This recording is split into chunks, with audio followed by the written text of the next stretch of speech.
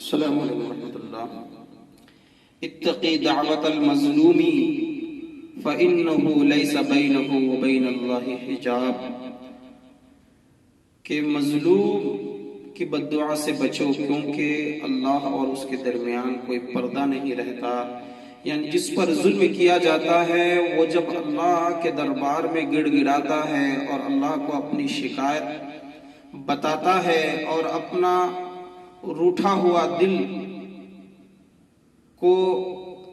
جو اس پر اتیاچار اور ظلم جبر کے ذریعے اس کو جو ہے کمزور اور اس کو دبایا جاتا ہے، تو اس کی دل کی کیفیت کیا ہوتی ہے؟ اس کیفیت کے ساتھ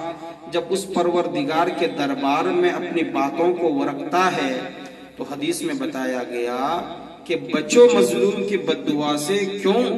اس لیے کہ اللہ اور اس کے درمیان کوئی پردہ نہیں رہتا، پردہ ہٹ جاتا ہے تو اس کی بات ڈائریکٹ اللہ تبارک و تعالیٰ تک پہنچتی ہے، اور اس کا اثر یہ ہوتا ہے کہ انسان کو پھر بہت ناکامی کا سامنا کرنا پڑتا ہے۔ اس لیے حدیث میں بتایا گیا کہ مظلوم کی بد دعا سے بچو اور دوسروں پر ظلم کرنا چھوڑ دو۔ اس کا مطلب اس بات کا جو ریزن ہے وہ یہ ہے کہ اس بات کو آگے سے گھیر دیا گیا کہ ظلم جس پر کیا جاتا ہے، جب وہ اللہ کے سامنے ان باتوں کو، اس ظلم کی داستان کو جب اللہ کے سامنے بیان کرتا ہے تو اللہ اور اس کے درمیان کوئی پردہ نہیں رہ جاتا۔ تو مطلب یہ نکلا کہ لوگوں کو دوسرے پر ظلم نہیں کرنا چاہیے، کیونکہ اس کی بات ڈائریکٹ اللہ سنتا ہے اور اس کے درمیان کوئی حجاب نہیں رہ جاتا، کوئی رکاوٹ نہیں رہ جاتی۔ تو اللہ تبارک و تعالی اور دنیا میں بھی ہر سوسائٹی میں ظلم کرنے والے کو اچھا نہیں سمجھا گیا۔ کسی پر دباؤ بنانا اور زور بازو سے اس کو اپنے پنجے کا شکار کر لینا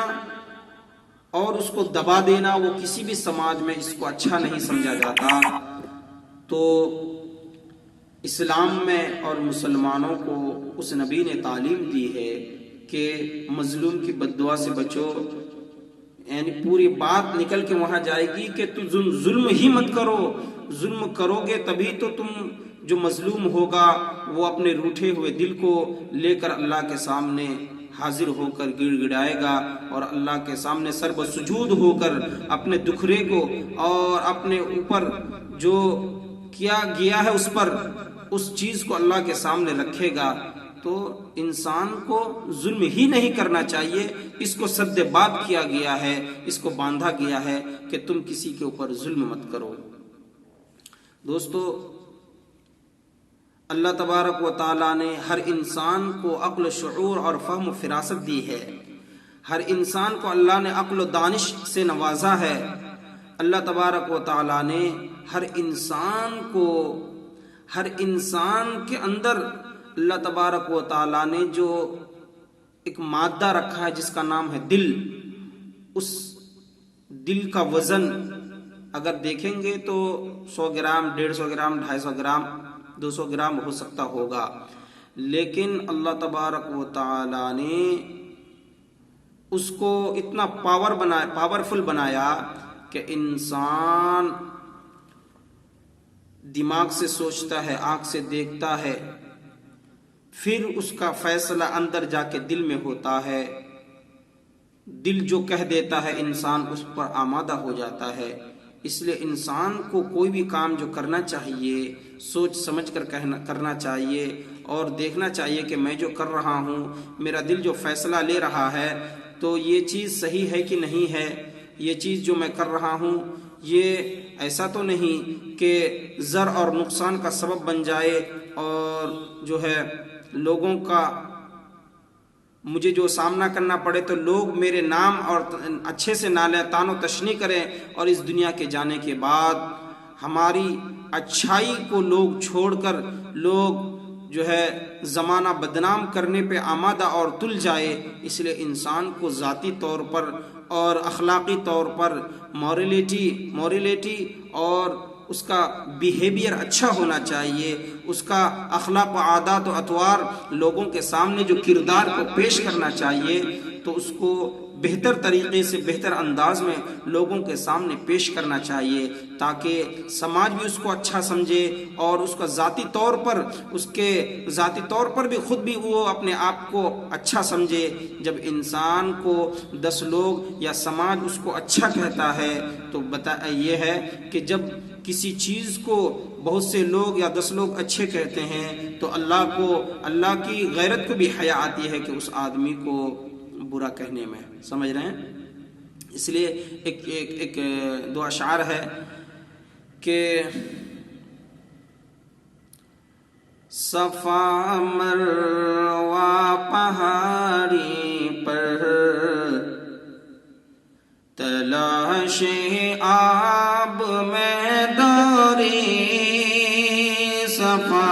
مروا پہاڑی پر تلاش آب میں دوری، صفا مروا پہاڑی پر،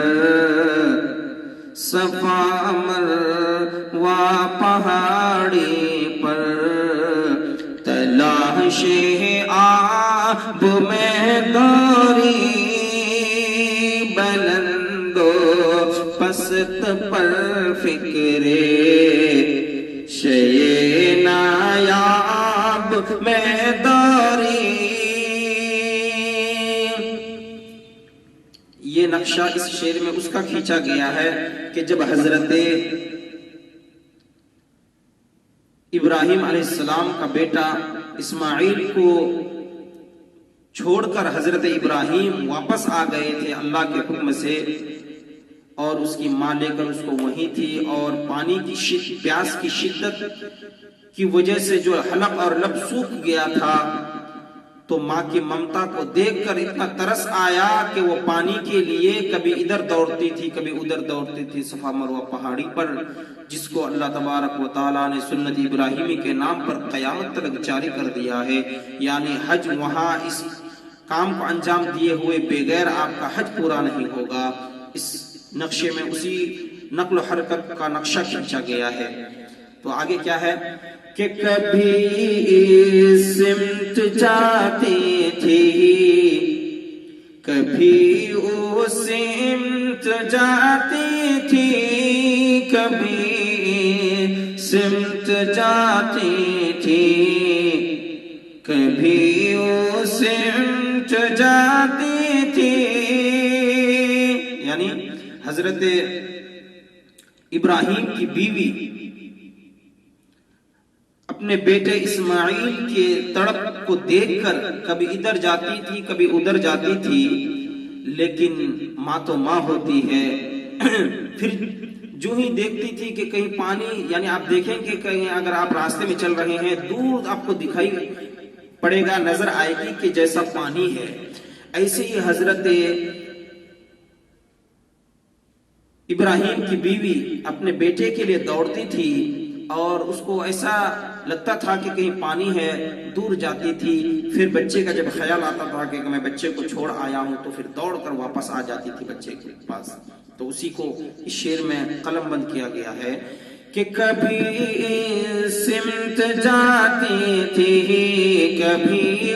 سمت جاتی تھی، خیال آتا تھا بچے کا، خیال آتا تھا بچے کا، تو فوراً لوٹ آتی تھی، خیال آتا تھا بچے کا، تو پھر لوٹ کر آتی،